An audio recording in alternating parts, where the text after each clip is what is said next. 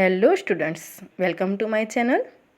આજે આપણે સ્ટાન્ડર્ડ 11ની જે સપ્ટેમ્બર મહિનાની 2024ની એજ્યુકેશન બેંક છે એ સોલ્વ કરવા જઈ રહ્યા છે.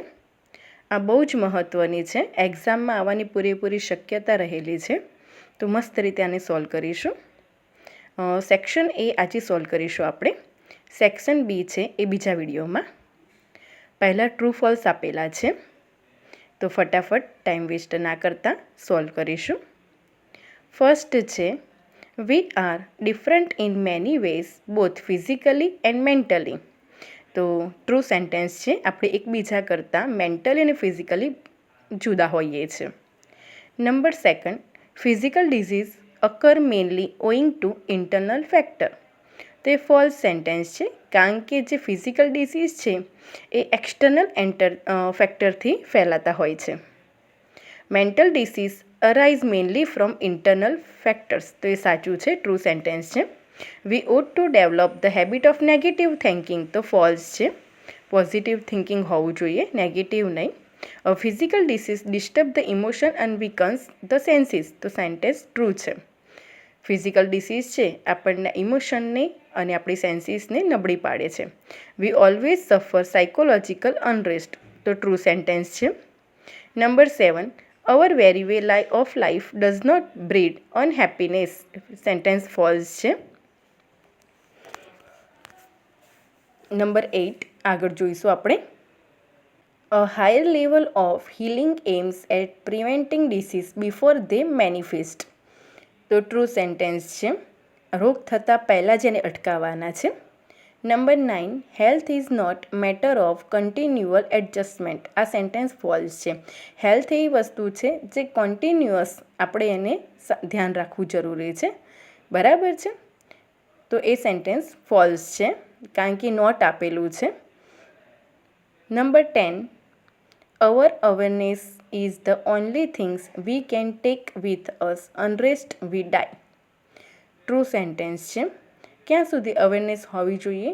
આપણે મૃત્યુ ના પામીએ ને ત્યાં સુધી ફિઝિકલ હેલ્થ માટે આપણી અવેરનેસ હોવી જોઈએ, ફિઝિકલ અને મેન્ટલ બંને માટે. Number 11, the ultimate goal of Ayurvedic which aims at releasing us from all sorrow and suffering. આ સેન્ટેન્સ ટ્રુ છે. અલ્ટિમેટ એટલે છેલ્લો એમ, ગોલ શું છે આયુર્વેદનો? કે આપણને બધા દુઃખમાંથી આપણને દૂર રાખે. તો આ સેન્ટેન્સ ટ્રુ છે. હવે નિયરેસ્ટ મિનિંગ જોઈ લઈએ આપણે. એક્સ્ટ્રીમ એટલે વેરી મચ, ઘણા વધારે પ્રમાણમાં. ફિયર્સ એટલે હાર્ડ. ગ્લિમ્સી એટલે ગ્લેન્સ, જેને ઝાંખી પણ કહેવાય છે ગુજરાતીમાં. ગ્લિમ્સી એટલે ગ્લેન્સ, ઝાંખી. બ્રોકર એટલે એજન્ટ. એફર્ટ એટલે એટેમ્પ, પ્રયત્ન. રિબેલ એટલે ઓપોઝ. ફોબિયર એટલે કંટ્રોલ. આમાં આરનું પ્રોનાઉન્સિએશન નથી કરવાનું, ફોબિયર છે. ગ્લશિંગ એટલે ઓવરફ્લો અને વેરી એટલે ટાયર્ડ. હવે આગળ જે છે એ ફંક્શન્સ છે. Why did she work so fast. આપણે પર્પઝ કહેવાનું છે. તો in order that she could get promotion. Worked છે, પાસ્ટ ટેન્સ છે, એટલે કુડનો યુઝ થયેલો છે. ત્યાં પ્રેઝન્ટ ટેન્સ હોત તો આપણે કેન યુઝ કરત. આપણને ખ્યાલ છે ઇન ઓર્ડર દેટ પછી કરતાં અને કેન અથવા કુડ મૂકવાનું હોય છે. તો એક્સપ્રેસિંગ પર્પઝ છે એ સી સેન્ટેન્સ છે એ સાચું છે. જે બીજું સેન્ટેન્સ છે સો ધેટ યુઝ કરેલું છે, પરંતુ કેનનો યુઝ કરેલો છે. પરંતુ અહીંયા વર્કડ છે, પાસ્ટ ટેન્સ છે. જો કુડ આપ્યું હોય તો એ સેન્ટેન્સ સાચું થાત, પરંતુ કેન આપ્યું છે એટલે એ પણ સેન્ટેન્સ ગલત છે. Number 2, Arjun says how can your father dance so nicely. Habitual action in the past, બરાબર છે. તો આપણે યુઝડ ટુનો યુઝ થાય છે અને યુઝડ ટુ પછી ક્રિયાપદનું મૂળ રૂપ આવે છે એટલે ડાન્સ આપેલું છે. He used to dance in the school. Used to છે એ હેબિચ્યુઅલ પાસ્ટમાં યુઝ થાય છે. You look very weak, Arun કહે છે. વીપા જવાબ આપે છે નો અને કમ્પેરિઝન કરવાનું છે. I am stronger than you. હું વીક નથી, તમારા કરતાં સ્ટ્રોંગ છું. તો અહીંયા કમ્પેરિઝનમાં ઈઆર અને ધેન અહીંયા ડિગ્રી યુઝ થયેલી છે, કમ્પેરેટિવ, એ સાચું છે. Number 4, Naiya here looks very sad. He looks very sad.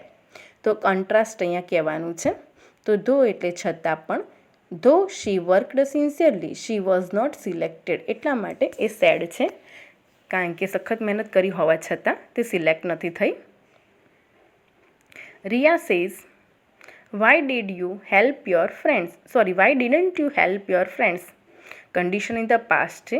Condition in the પાસ્ટમાં ફર્સ્ટ સેન્ટેન્સમાં હેડ આવે છે, ઇફ આવે છે, અને સેકન્ડ સેન્ટેન્સમાં would have past participle, could have past participle, must have past participle, એ રીતે મોડલ ઓક્ઝિલરી આવે છે. તો અહીંયા બી સેન્ટેન્સ છે એ કમ્પ્લીટલી સાચું છે. ચલો અહીંયા આપણે WH ક્વેશ્ચન છે. Arunima Sinha was a national level volleyball player. તો શું હતા અરુણિમા સિન્હા? તો અંડરલાઇનવાળો જે છે એ જવાબ છે, એ જવાબ થાય એ રીતે પ્રશ્ન બનાવવાનો હોય છે. તો નંબર બી આનો સાચો જવાબ છે. What was Arunima Sinha?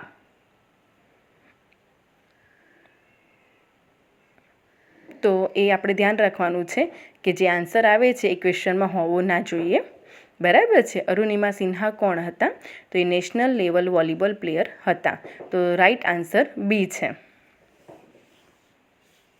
Next હવે જોઈશું. The mother instinct of the protecting Har Young's once is very strong. બરાબર છે. તો વેરી સ્ટ્રોંગ કેવી રીતે? તો હાઉ વડે ક્વેશ્ચન બનશે. How is the mother's instinct of protecting her young ones. બરાબર છે. કારણ નથી એટલે વાય નહીં આવે, અને શું વડે પ્રશ્ન પૂછીશું તો પણ સેટ નહીં થાય. બરાબર છે. એટલે હાઉથી જ આનો ક્વેશ્ચન બની શકશે. Pranav Mistry has completed his graduation from Nirma university. તો ક્યાંથી એને ગ્રેજ્યુએશન કમ્પ્લીટ કર્યું છે? તો વેર વડે આનો આન્સર બનશે, ક્વેશ્ચન બનશે. From where has. જો હેઝ છે એ આપેલો છે એટલે આપણે હેઝ વાપરીશું. પ્રણવ મિસ્ત્રી કમ્પ્લીટેડ હિઝ ગ્રેજ્યુએશન, તો નિરમા યુનિવર્સિટી છે એ પ્રશ્નમાં આવશે નહીં, અને ફ્રોમ વેરથી એનો ક્વેશ્ચન બનશે. We should develop the habit of positive thinking. આપણે કેવી હેબિટ ડેવલપ કરવી જોઈએ? તો which habit should we developed. બરાબર છે. ઓકે, અહીંયા ક્રિયાની રીત નથી એટલે હાવ નહીં આવે, અને શા માટે તેનું કારણ પણ નથી બતાવવાનું, એટલે વિચ વડે આનો ક્વેશ્ચન બનશે. This reputed school was establish in 1968. આ સમય છે, અને સમય માટે વેનનો યુઝ થાય છે. તો when was this reputed school established. બરાબર છે. તો વેન વડે યુઝ કરીશું તો પરફેક્ટ આનો ક્વેશ્ચન બની શકશે. તો સ્ટુડન્ટ્સ આટલી સુધી રાખીશું. પછી સેક્શન બી છે એ પાર્ટ 2માં આપણે સોલ્વ કરીશું. તો લાઇક, શેર અને સબસ્ક્રાઈબ કરો મારી ચેનલને. Thank you.